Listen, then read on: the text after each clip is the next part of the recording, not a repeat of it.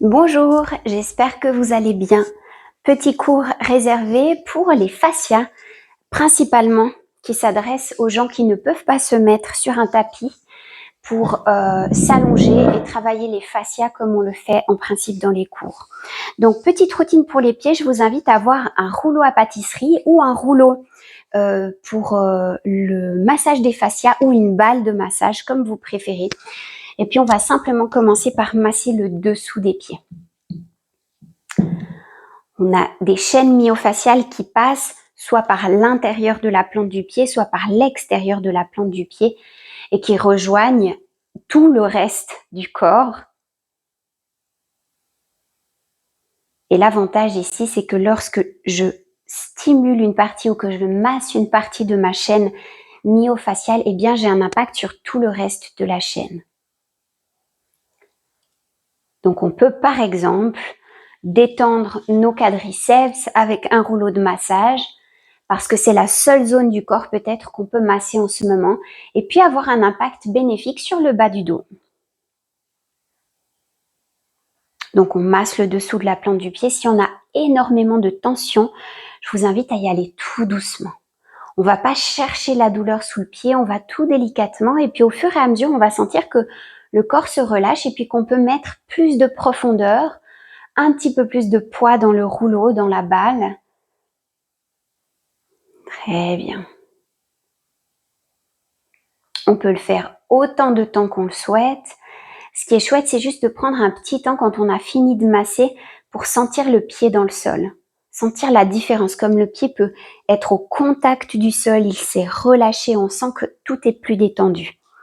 Même chose de l'autre côté, de nouveau, on essaye de sentir différence entre gauche et droite. Est-ce qu'il y a un pied qui est plus tendu que l'autre? On respecte la douceur, on respecte aussi la lenteur, mais pas forcément. Si vous voulez un massage plus dynamique, ça va plutôt stimuler, réveiller. Et puis si vous cherchez quelque chose de plus lent, on va être plus dans la détente et la régénération. Ça dépend si on veut dynamiser ou régénérer. Donc si on veut régénérer, on va dans la lenteur. Et même dans les formations que j'ai faites, on nous disait, même quand vous êtes déjà lent, soyez encore plus lent. Et puis, si vous voulez quelque chose de plus dynamique, vous y allez avec un petit peu plus de dynamisme. Le rythme change simplement. Ok.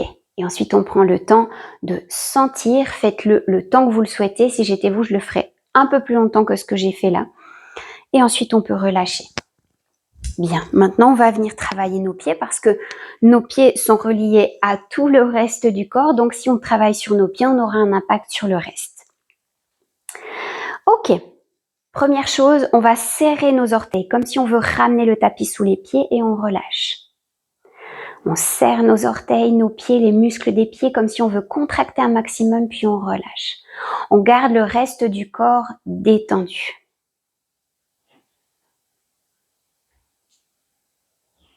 Bien. Ça, vous le faites plusieurs fois par jour, plusieurs minutes.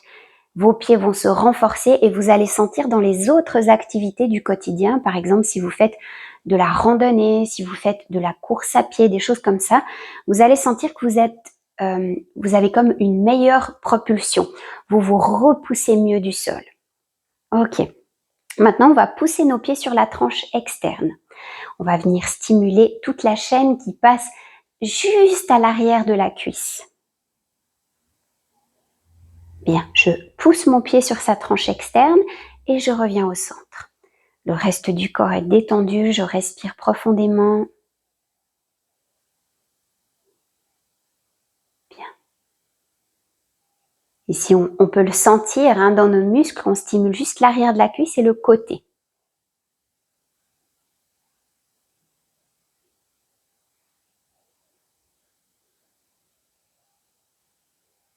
Très bien.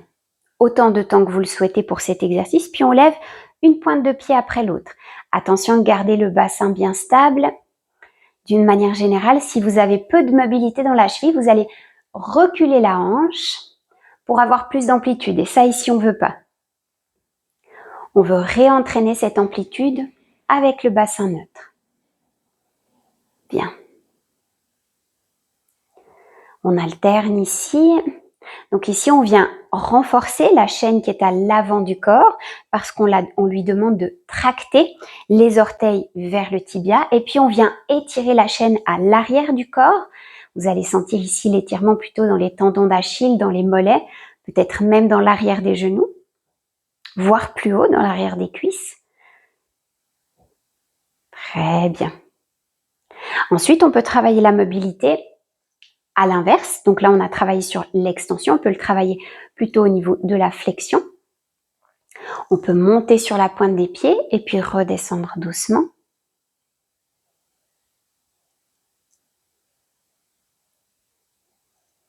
Très bien.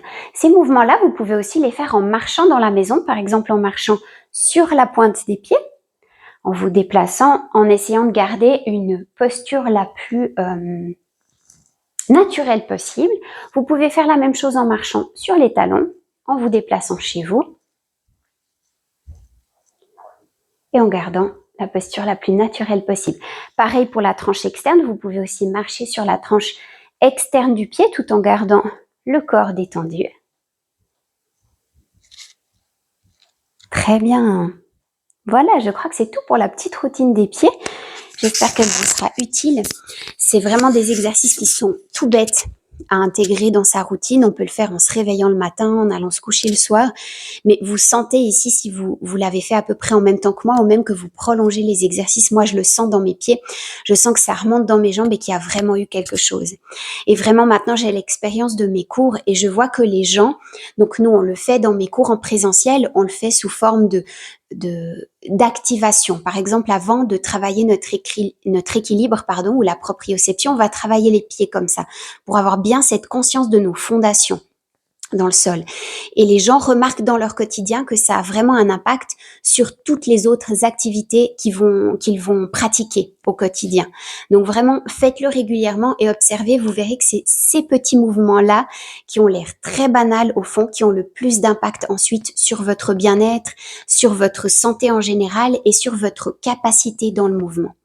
Donc, je vous souhaite une belle journée. Je vous retrouve bientôt pour une petite routine de nouveau adapté aux gens qui ne peuvent pas se mettre au tapis. À bientôt!